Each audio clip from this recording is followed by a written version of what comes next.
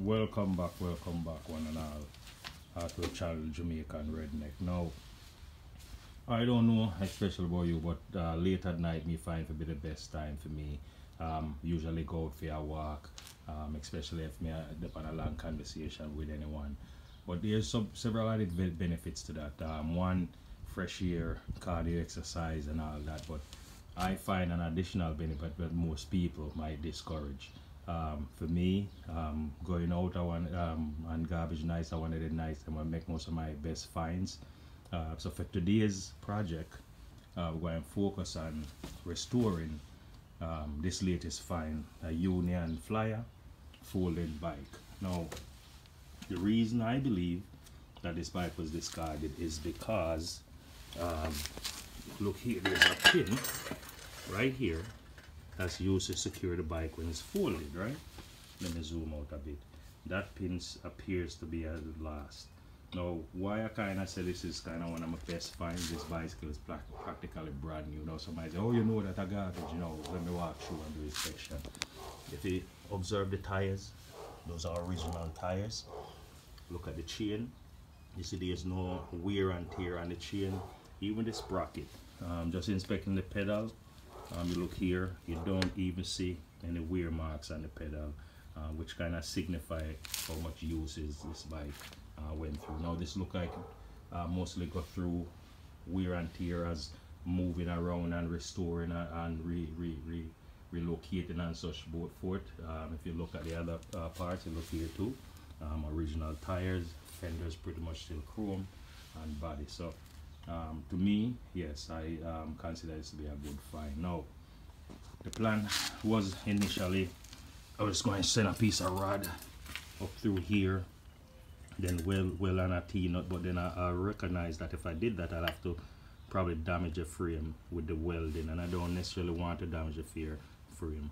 I want to restore it. So, came up with another plan, which I welded a bunch of nuts together to use like this. So this here is a T-flange that I just designed by welding up 2 nuts here and 1 here. So the intent is to screw a threaded rod all the way up through here, and then use this one here to secure it once it's folded together, and then probably have a nut underneath here that's secure, and also added more pressure on the screw so it don't vibrate out. It shouldn't if I'm putting in lateral force here, so it shouldn't, but nonetheless safety is safety. So you see, it's a nice find. I think it is a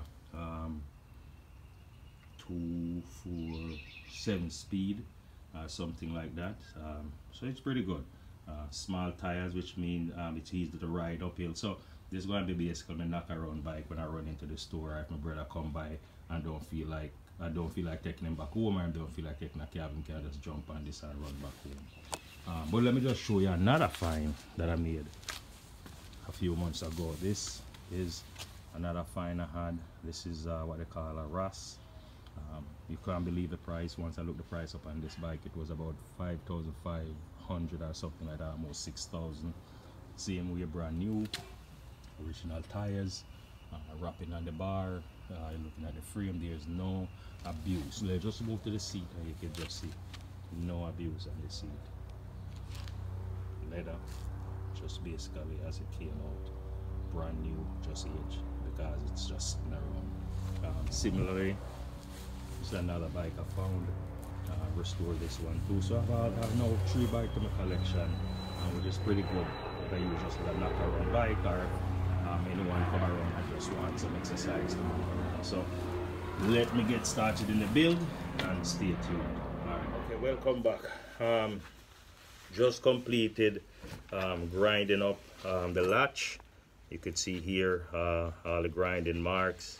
Got too close here for the zoom all around, and if you remember, you could see the edges here that signify this was a bunch of nuts that I put together to create this latch. So a ground, as far as I think, is safe. You have to be careful with a grinder and welding, because a lot of times you find you can grind off your welding.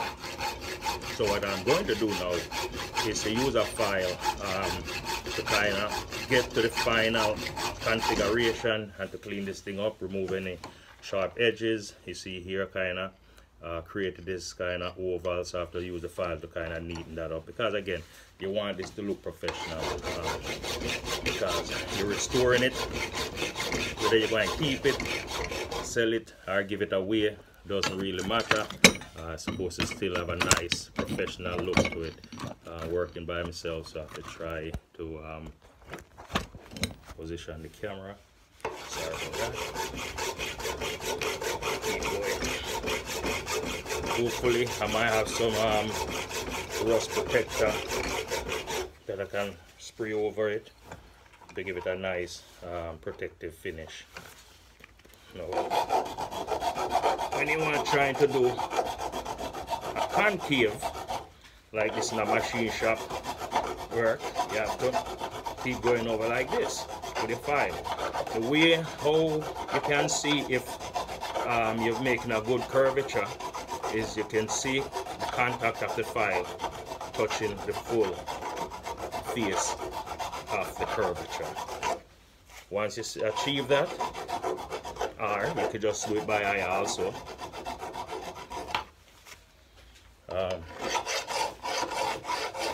To see if you have a nice curvature.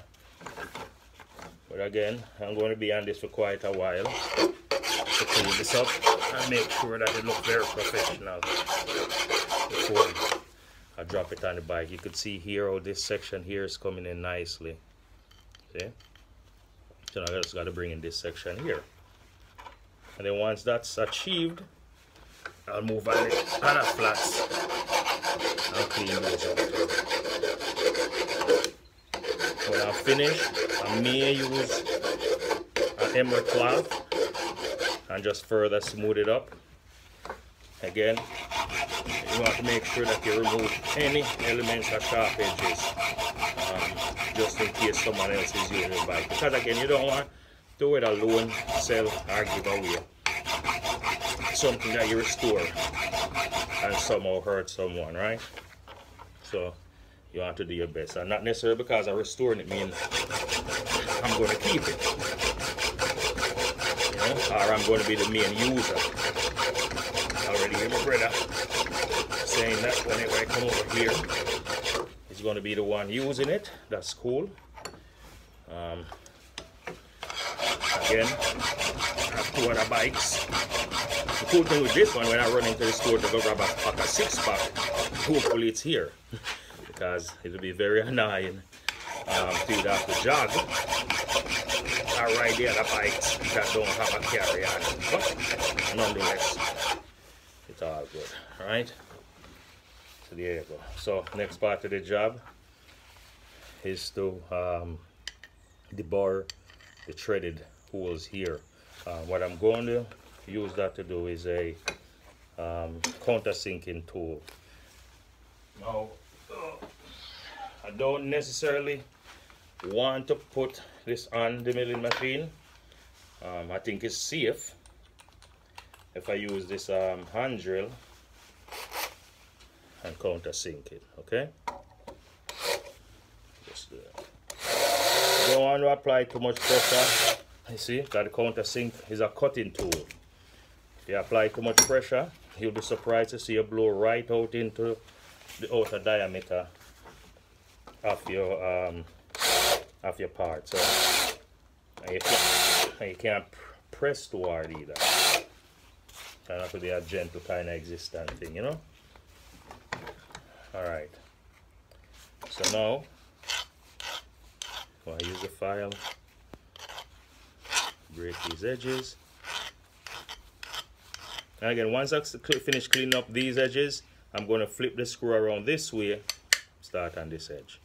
So don't necessarily want to get to the final cleaning on this side, since I know that you never know, while you're doing the other side, you could always nick a side that you already complete. So you don't want to necessarily finalize all the edges. You just want to get as close as possible until everything is touched up and ready for a piece of emerald cloth. Alright, Just stay tuned. I'm gonna don't want to break the camera to go find adjustable wrench that I use to take this out. So I'm going to break now. So I'm going to clean this up and then get back into the video. All right, stay tuned. All right. This is the moment of truth. So you want to see the little latch, can't believe the two little nut turning at that thing, alright? In my little latch here, so me, as I said earlier, I run the rod all the way through, and I'll just show you now once I drop this nut here. There'll be additional reinforcement from the bottom, and once I do this, now you see I just slide it in.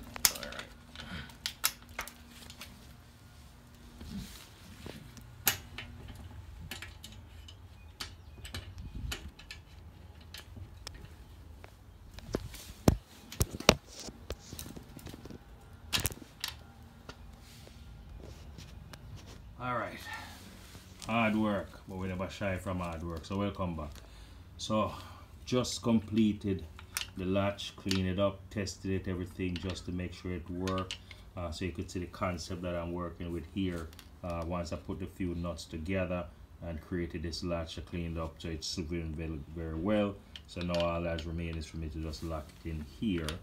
Now the concept is I lock down here to secure it, and in addition I put another nut on the top right here for additional stability.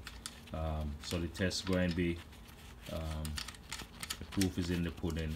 Once I secure it, clean it up, show it back to you, and then take it out riding, you'll see the process on before I get into it. Now, very happy with the outcome of the connector. However, I still need to apply some rust protector on it, but I don't have time for that today. So what I'm going to do now, move into clean up the bike, securing the latch, also inflating the tires, cleaning the chain, adjusting the brakes, seats and such forth, because I new one I know, you know.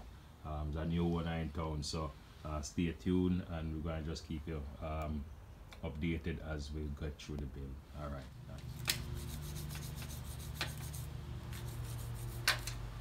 Kind of clean the chain, kind of get off some of the old grease. Use some degreaser, also helps. Spray on the sprocket, all those places, and you know, you have your brush. Got to get into the intricate section. So the latch holding up so far was designed. You can see here how secure it is once it's been tightened. So all left now is for me to take it and road test it after I finish washing it. So stay tuned. Restoration underway, and you will see once it's complete.